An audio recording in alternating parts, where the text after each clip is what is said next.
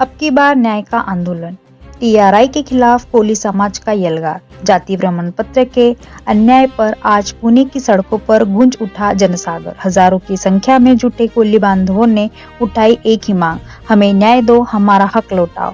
संघर्ष समिति के नेता दत्ता सुरवसे बोले, टीएसपी वालों को आसानी से प्रमाण पत्र और हमें सालों की प्रतीक्षा।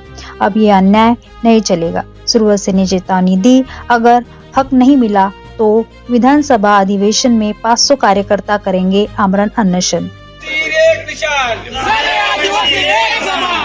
डॉक्टर बाबासाहेब आंबेडकरांचा दत्ताभाऊ सुरवसे, आद्य क्रांतिकारक राघोजी भांगरे प्रणित आदिवासी महादेव मल्हार टोकरे ढोरकोळी संघर्ष समितीचा प्रमुख म्हणून मी आज आपल्या समोर आलेलो आहे। हा जो मोर्चा आहे हा जवळजवळ 50 वर्षापासून आमच्या ओटीएसपीतील बांधवांना, विस्तारित क्षेत्रातील बांधवांवरती अन्याय होत आहे। आम्हाला ना जातीचा दाखला मिळतो, ना जात वैधता प्रमाणपत्र मिळते। जर एखाद्याला जातीचा दाखलाच मिळत नसेल तर त्याची जात वैधता प्रमाणपत्र कसं होणार? आणि समजा त्याच्यातून कोणा जातीचा दाखला जरी मिळाला आणि त्यांनी 1000 जरी प्रूफ दिले तरी आमचं इनव्हॅलिडच करतात हे लोक। आणि जे ह्या लोकांनी इनव्हॅलिड केलेलं आहे ते प्रकरण आम्ही हायकोर्टात घेऊन गेलो तर हायकोर्ट आम्हाला यांना आदेश देतं की यांना व्हॅलिडिटी द्या म्हणून। मग हायकोर्ट मोठा आहे का ही समिती मोठी आहे मला सांगा? या समितीने एवढा अन्याय चालवलेला आहे की हायकोर्ट सांगतं तुम्ही यांना व्हॅलिडिटी द्या, कास्ट सर्टिफिकेट द्या। आम्ही ओरिजिनल नसतो तर हायकोर्टाने आम्हाला सांगितलं नसतं विस्तारित क्षेत्रातील प्रत्येक आदिवासी महादेव मल्हार ढोर टोकरे कोळी हा आदिवासी महादेव कोळी मल्हार कोळीच आहे। म्हणून सर्वांना 1950 पूर्वीच्या कोळी नोंदीवरूनच जातीचा दाखला आणि जात वैधता प्रमाणपत्र मिळाले पाहिजे। त्यासाठी आज हा मोर्चा इथे टीआरटीआय वरती घेऊन आलेला आहोत। आजचा मोर्चा यशस्वी झाला नाही, आमचा आजचा मोर्चा तुम्हाला विश्वास देतो की हा आजचा मोर्चा यशस्वी होणार आणि यशस्वी झालेला आहे। आयुक्तांनी आम्हाला आमंत्रण दिलेलं आहे, आमच्या बाजू ते मांडलेल्या बाजू ते ऐकणार आहेत।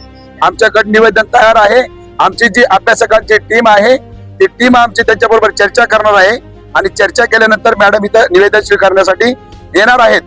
दुसरी गोष्ट सगळ्यात महत्वाची सांगतो तुम्हाला की हा जो अन्याय आहे तो आतापर्यंत का होत आला की फक्त इथं काम करणारे जे नोकर आहेत ते स्वतःला इथल्या जागीरदारी समजतायत, हे त्यांच्या बापाची प्रॉपर्टी झालेली आहे।